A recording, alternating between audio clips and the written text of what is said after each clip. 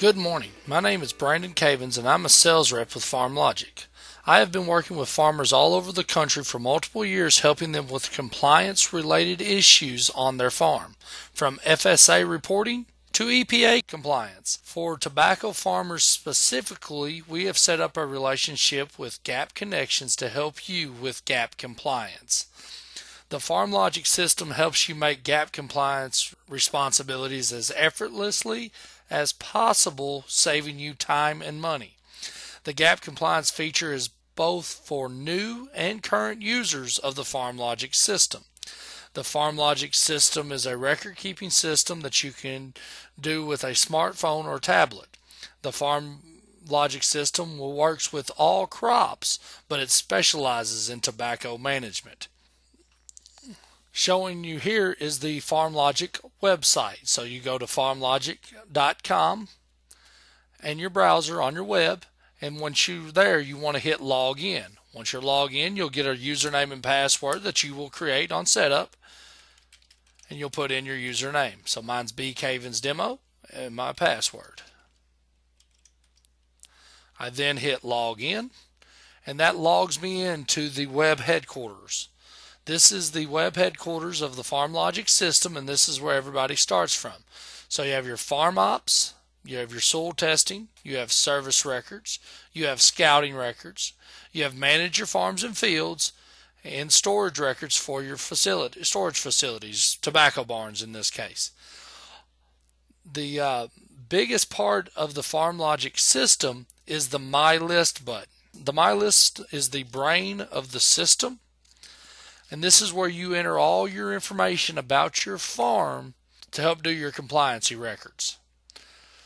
So I'm going to start with My List and click on My List. Once I'm on My List, it takes me to another drop down where I have farms and fields, I have crops and varieties, I have equipment, I have chemicals, pests and carriers, different things like that. One of the most important places and the biggest place to start is under your farms and fields, so that's why that's first. So up here on Farms and Fields, you go up to Map View and click on your Map View. Once you click on Map View, that will zoom you in to an area. These are some pre-drawn fields that I already had drawn into the system. Say I want to add a new farm. I go up here to the Farms list.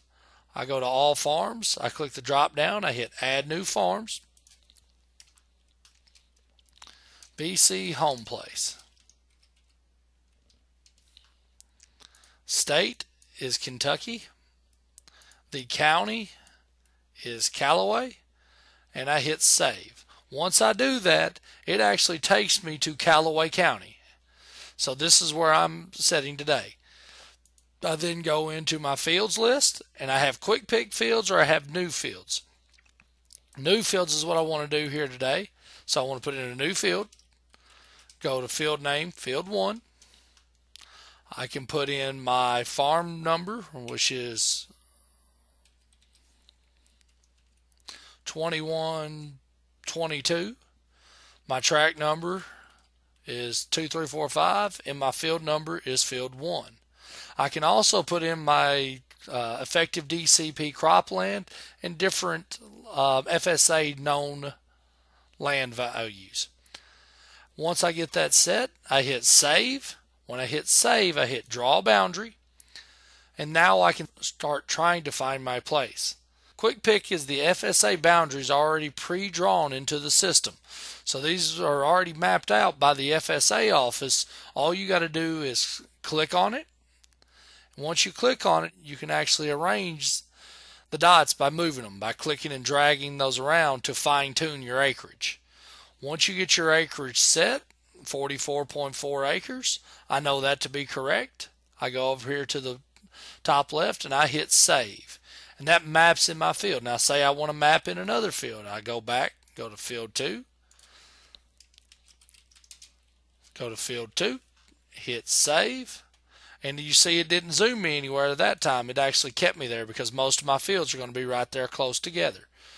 So I hit the draw boundary again, hit quick pick again. This is my second field, and I just click right on that field. Now once again, it's out in the trees a little bit, so I can fine tune it by clicking and dragging across these points.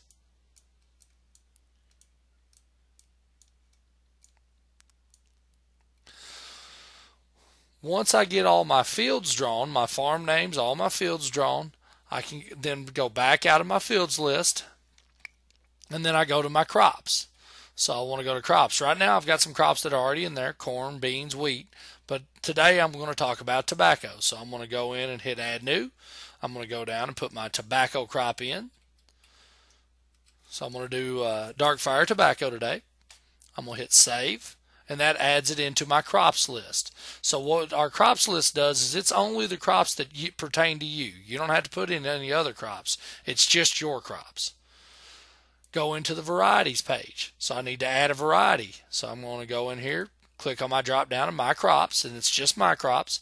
I click on dark fire, and I'm going to put in my variety. Today I'm going to plant D14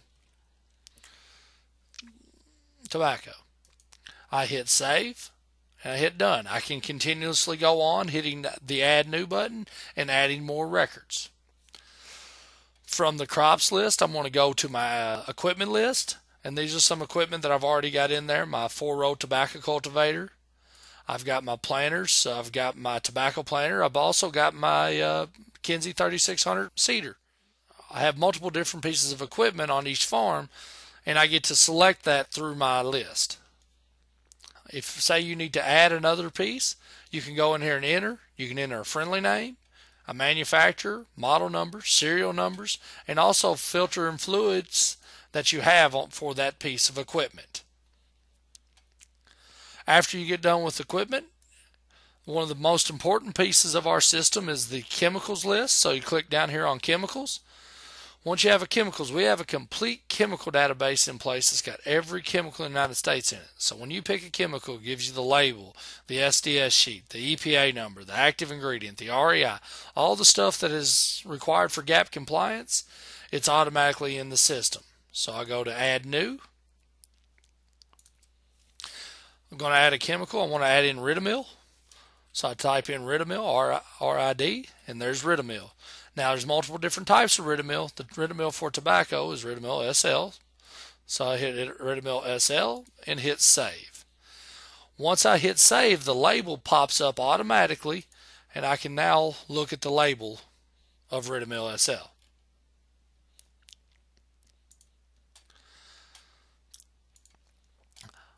I can hit done, and there's my list of chemicals. Now what you do is you go through our big database of chemicals, and once again you just select the chemicals that you use on your farm.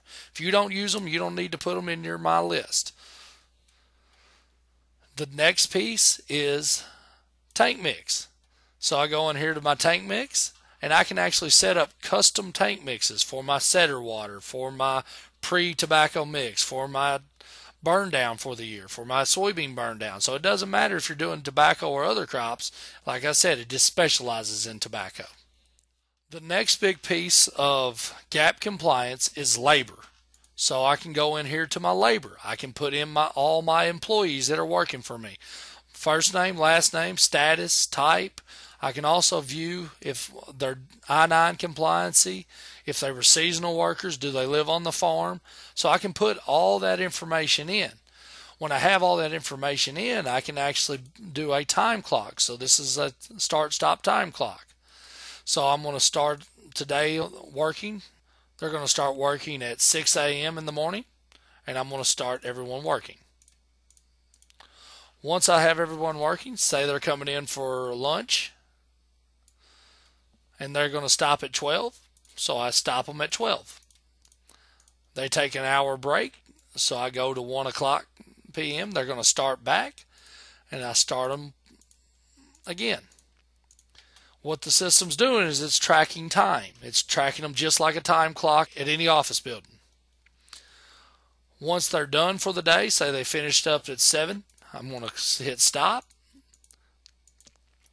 and it's going to show that they worked 6 hours in the afternoon. Now when I click on this more button, it shows that they worked 6 hours in the morning, 6 hours in the afternoon, and they've worked 12 total hours.